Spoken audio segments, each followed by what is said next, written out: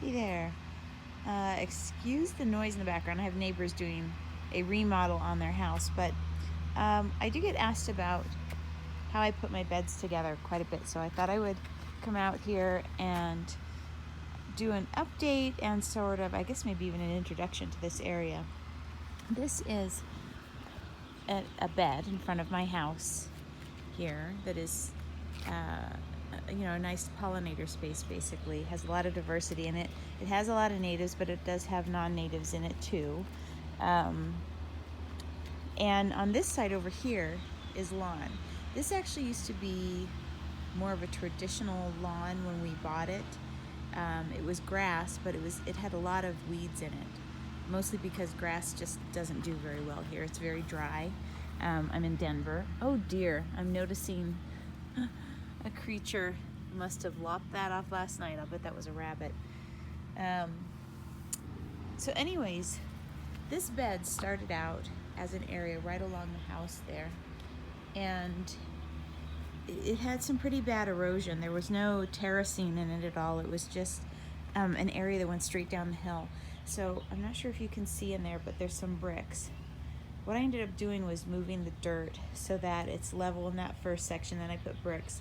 The next section drops down a little bit, and so on. It's just terraced so that we didn't have erosion. I really wish I had pictures of this bed when we first bought this house, because this was really quite a messy area. It was full of rocks, and it was on a slant. So even when you tried to water it, the water just ran downhill. And we had a lot of weeds here. It was just rocks and weeds. So this is what it looks like now.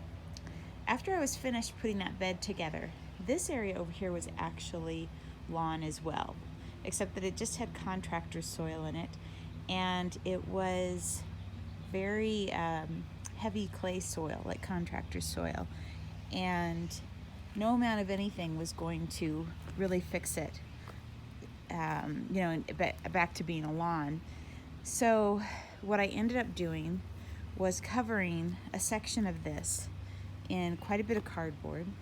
When I first started this, it was just pretty much over here. It was this section over here. I started small because it was the first project that I did, and I didn't, have a lot of confidence in what I was doing, to be honest. So I covered this area here in cardboard and wood chips and soil, and I seeded it. And then what I ended up having was kind of this awkward line. In fact, I could tell where it is because I know what I planted. These salvias were the edge of the bed. I do remember that. I just cut these back so they'll bloom again, but these are salvias here. Anyways, this was the edge of the bed, but to mow this on a riding mower, which is what we mow with, was not easy.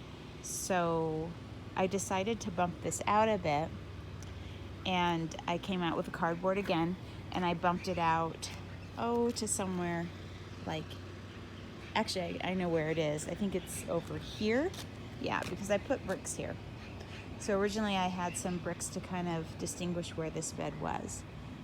So in two separate occasions, I built the first stage of the bed and the second stage of the bed. But I was enjoying it so much that I decided I wanted to extend it even further. As you can see, I have a lot of tall plants on this line here. I thought it might be nice to have something smaller in front. So I ended up extending this even further. And, this has been a lot easier to mow.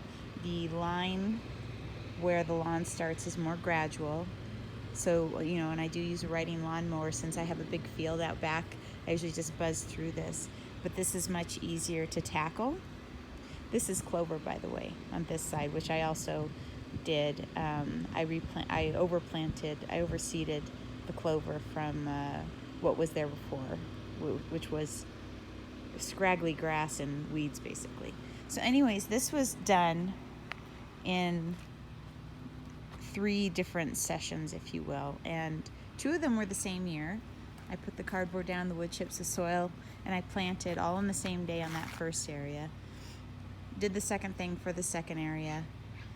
And then I think it was like a year later that I decided to do this third area. And it goes all the way back. But I'll tell you, it's a vast improvement over what was here. Um, this flowery area is actually much easier to take care of than the lawn. The clover isn't too bad compared to the grass, but still, this area over here doesn't require me to do much. As you can see in here, it's kind of sparse, and that's because this is all newer stuff. There's a lot of alyssum and violas, and there's some nasturtium in here. And some of this I'm not even sure. I don't remember what I planted. Some of it I just dropped some seed. I'm not sure what that is. I guess I'll find out. But yeah, it works really well. I get a lot of questions about it. But it wasn't like I just had an idea in my head and I knew immediately what I wanted. This has really been sort of an evolution over time. And there are certain plants that I started with in this area that are no longer here because this just wasn't a good spot for them. I'm thinking, interestingly enough, bee balm, which I know grows really well usually, but it didn't grow well in this front area. And then there's other things that I didn't expect to have so much of that really did take off in this area, and so there's more of it here. And I've just adapted it as I've gone. So I have, there's some oregano in this corner that I keep in check. Obviously, that's it. I keep it low there. I have some different colored yarrows along the walk.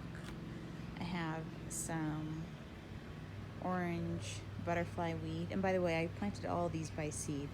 So it might look like it's a really expensive thing to put together, but when you're starting everything from seed, it's not very expensive at all, actually. I have some columbine, but this is, late June, and the columbine is pretty much done, so I need to cut those back. This is rudbeckia. It's not blooming yet. Next to that, I have some echinacea, lavender, which originally I started that from seed. Now I have learned to start them from cuttings, and it's a lot easier. Let's see, I have some more salvia here. I have a lot of yarrow because it does well here, and a lot of echinacea because it does well